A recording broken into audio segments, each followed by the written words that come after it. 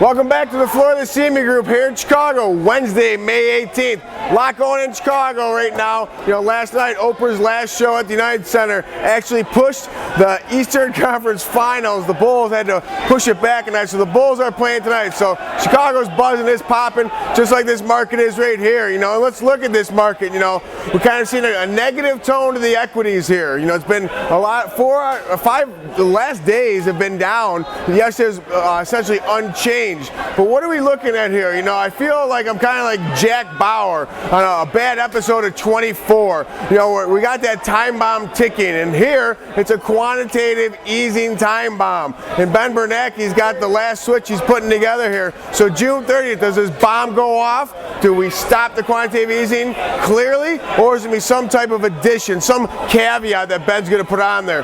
The buzz around here, and clearly the indication in the Treasury market that there's something else behind the corner here. So let me know what your thoughts are. What is behind the corner? Are they going to try and boost, the job situation? Are they going to try and, there's so many different moving parts they can try and attack, but Ben doesn't have as many guns as he used to in 2008. So please, I appreciate all the banter back and forth. Let me know what you think here.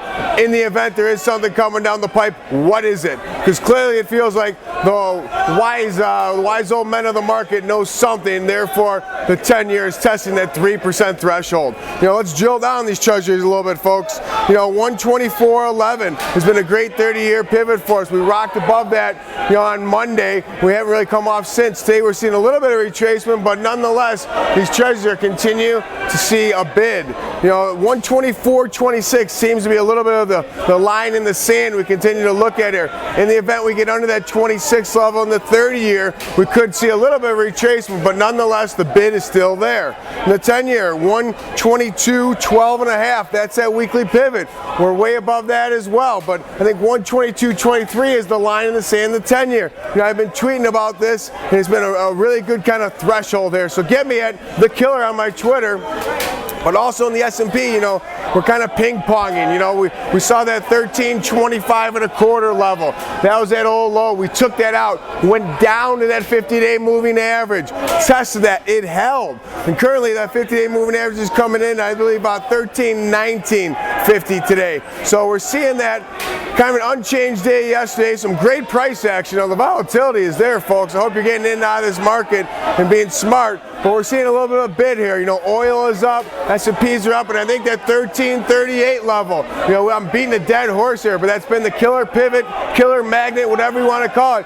But we're going to go back there and test that and play a little ping pong between that 13.25 and 13.38. We saw some weakness in the euro currency. It's all a reaction off the U.S. dollar here. The U.S. dollar kind of feels, everyone's hoping that we have a little bounce here. But I really, some of the buzz here is that we're going to see one last flush in that U.S. dollar index. But nonetheless, the euro currency is off 8 cents off this recent move up to 148. So I think we're going to see some more data come out this week, but June 30th, it's the time bomb. It's ticking. Ben, tick-tock, tick-tock from the Florida CME Group. Have a great day. Remember one thing, be the hammer, not the nail. Yeah.